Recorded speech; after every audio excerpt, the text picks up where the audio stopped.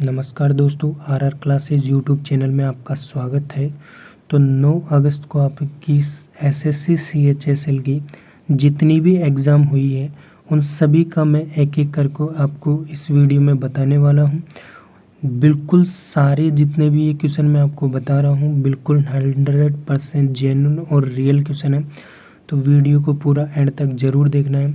और हाँ गाइस, जिनका भी आने वाली शिफ्टों में एग्ज़ाम है उनके लिए ये वीडियो बहुत ही महत्वपूर्ण हो जाता है, क्योंकि जो सवाल है वो आपके एक्स्ट्रा फैक्ट से और इन्हीं से संबंधित पूछे जाते हैं, इनके आसपास पूछे जाते हैं।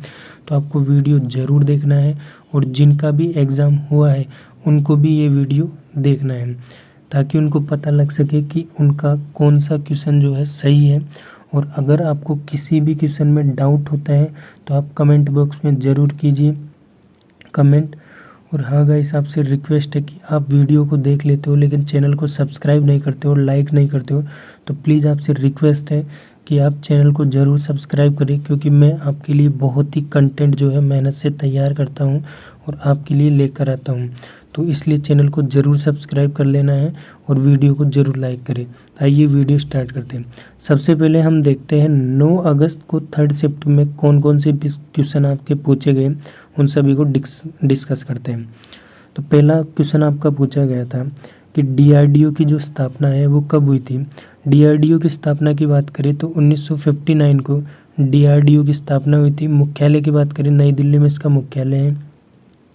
अगर डीआरडीओ के वर्तमान अध्यक्ष की बात करें तो एस सोमनाथन जो है डीआरडीओ के वर्तमान अध्यक्ष हो जाएंगे। अगला क्वेश्चन की बात करते हैं। तो जनगणना 2022 के अनुसार सबसे अधिक जनसंख्या वाले 3 ऐसे कौन से राज्य हैं। तो उत्तर प्रदेश, महाराष्ट्र, बिहार और पश्चिम बंगाल, ये जनगणना वाले 3 सबसे ज़्यादा वाले राज्य आपको यहाँ पर लगाने थे, टिक करने थे। दोस्तों, आपने जनगणना का मेरा प्रीवियस ईयर वीडियो नहीं देखा है तो उसे ज़रूर देख लेना है, क्योंकि उस वीडियो को देखने के बाद जनगणना का आपका किसी भी प्रकार का सवाल गलत नहीं होने वाला है, क्योंकि उसमें टीसीएस के जितने भी सवाल प्रीवियस ईयर पूछे गए हैं उन सभी को मैंने उसमें इंक्लूड किया है। लगभग 60+ सवाल उसमें मैंने एक्स्ट्रा फैक्ट सहित कवर किए, तो वो वीडियो आपके लिए बहुत ही इंपॉर्टेंट हो जाता है, तो वीडियो को ज़रूर देख लेना है।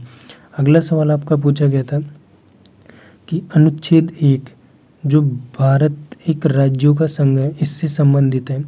तो यहाँ पे आपके ऑप्शन में फेडरलिज्म दे रखा था, तो फेडरलिज्म इसका राइट आंसर हो जाएगा। अगला सवाल पूछा गया था कि सांडों की लड़ाई का जो त्यौहार है, जो लड़ाई है, जल्लीकट्टी त्यौहार है, वो किस राज्य में मनाया जाता है। तो ये तमिलनाडु का राइट आंसर हो जाएगा, तमिलनाडु इसका। अगला सवाल है पूछा गया था आपके कि सरहुल फेस्टिवल किस राज्य में मनाया जाता है। तो सरहुल फेस्टिवल की बात करें तो झारखंड में मनाया जाता है।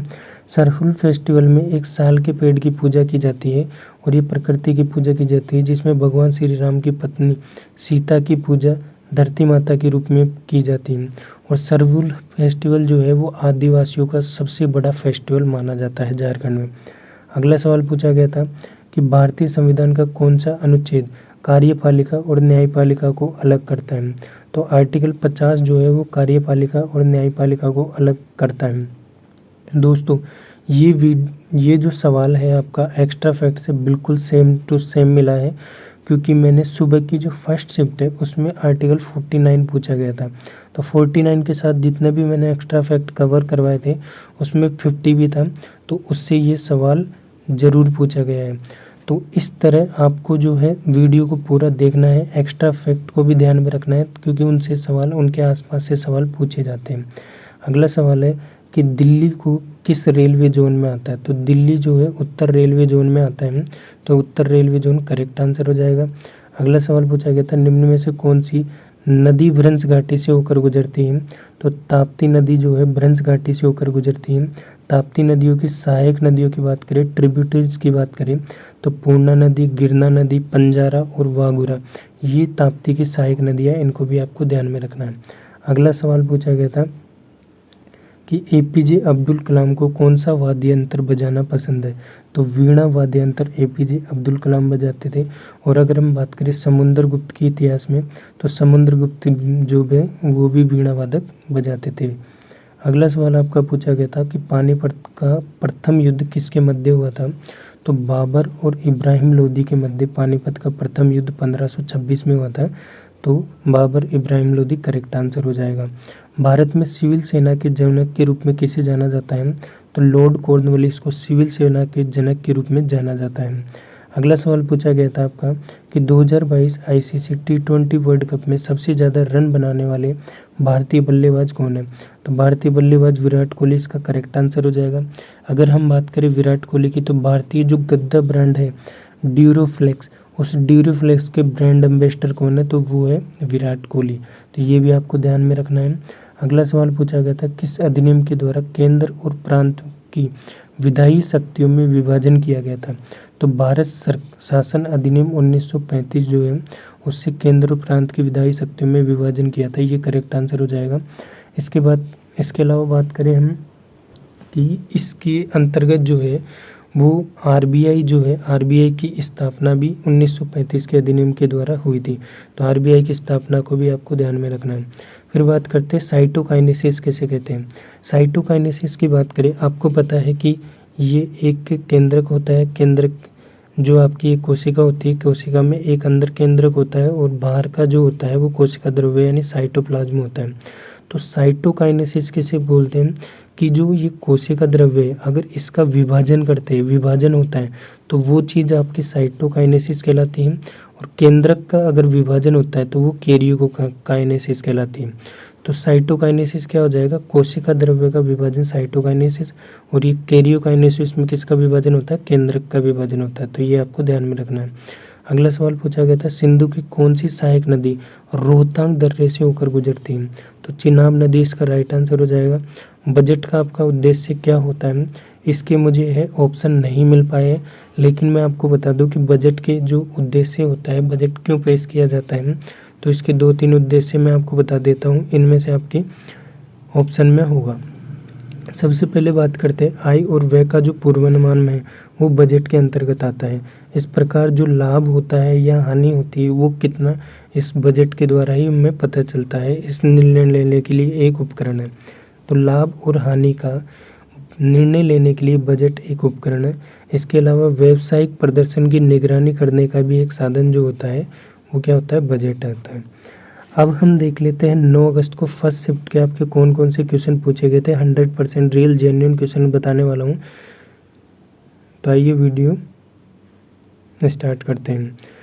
पहला सवाल हमारा पूछा गया था कि आईसीसी वुमेन इमर्जिंग प्लेयर 2022 कौन बनी है। तो रेणुका सिंह इसका राइट आंसर हो जाएगा। अगला सवाल पूछा गया था भारत के 82 नंबर के ग्रैंड मास्टर कौन बने हैं। तो तेलंगाना के जो वुपल्ला परिणीत है वो इसके ग्रैंड मास्टर बने हुए। इस पहले ग्रैंड मास्टर की बात करें तो विश्वनाथ आनंद बने हैं। ग्रैंड मास्टर से आपके सवाल पूछा जा रहा है, ज़रूर याद कर लीजिए। और पूछा गया है जनगणना 2011 के अनुसार मृत्यु दर क्या थी। तो 7.2 प्रति 1000 व्यक्तियों पर आपकी मृत्यु दर हो जाएगी, डेथ रेट हो जाएगी।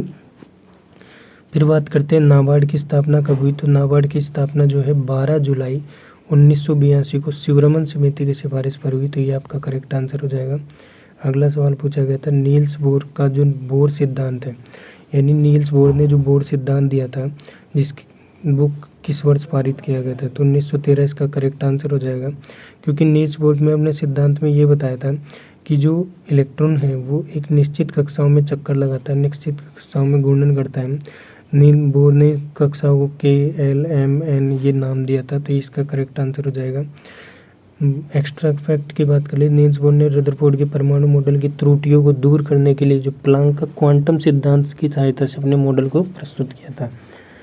अगला सवाल पूछा गया था निम्न में से संगीत के क्षेत्र में कौन सा पुरस्कार दिया जाता है। तो संगीत के क्षेत्र में संगीत नाटक अकादमी पुरस्कार दिया जाता है, जो 31 मई 1952 से प्रारंभ हुआ था।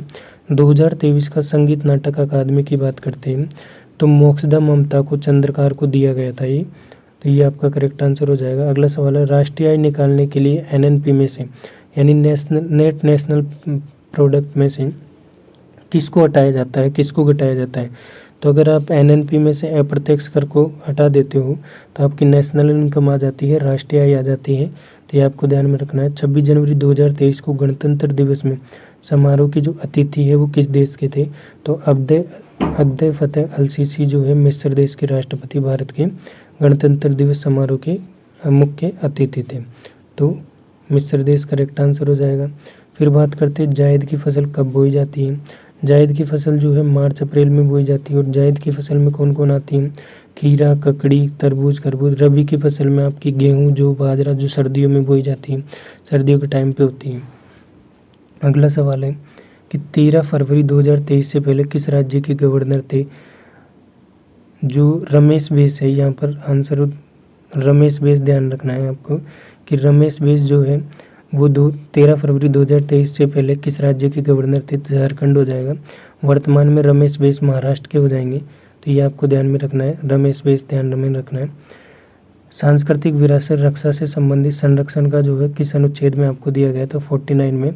और ये अनुच्छेद 50 को, अनुच्छेद 49 में आपकी जो सांस्कृतिक विरासत करेक्ट आंसर हो जाएगा। अनुच्छेद 50 की बात करें तो अनुच्छेद 50 में आपके दिया गया कार्यपालिका न्यायपालिका का पृथक्करण।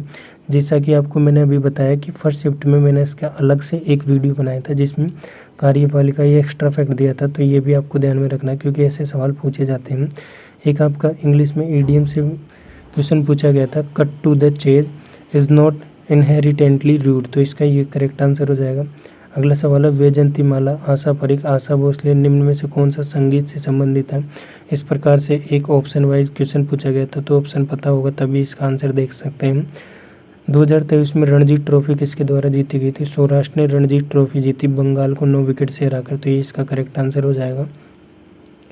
अगला सवाल देखते हैं कि पहला ओलंपिक कब हुआ? तो पहला ओलंपिक जो है 1896 में ग्रीस की राजधानी जो एथेंस है यहाँ पर हुआ था। तो यहाँ पर जो आपका 1896 1896 करेक्ट आंसर हो जाएगा। अगला सवाल है कि 2022 राष्ट्रमंडल में इंडिया ने कितने मेडल जीते? अगर हम कॉमनवेल्थ गेम्स 2022 की बात करें तो भारत ने टोटल 61 पदक जीते। 61 पदक में आपके 22 तो आपके स्वर्ण थे और 16 रजत पदक थे और 23 कांस्य पदक थे। इस प्रकार आपके टोटल जो है 61 पदक आपके करेक्ट आंसर हो जाएगा। दोस्तों इस प्रकार आपके लिए मैं ये वीडियो बड़ी मेहनत से कंटेंट आपके लिए तैयार किया है। तो अगर आप अभी तक वीडियो देख रहे हैं तो आपका वीडियो देखने के लिए बहुत बहुत धन्यवाद। और चैनल को ज़रूर सब्सक्राइब किया करें और लाइक किया करें ताकि हमें मोटिवेशन मिल सके। हम आपके लिए इतनी मेहनत से कंटेंट तैयार करते हैं, वीडियो बनाते हैं, तो आपका इतना फर्ज बनता है कि चैनल को ज़रूर सब्सक्राइब करें और वीडियो लाइक करें। धन्यवाद।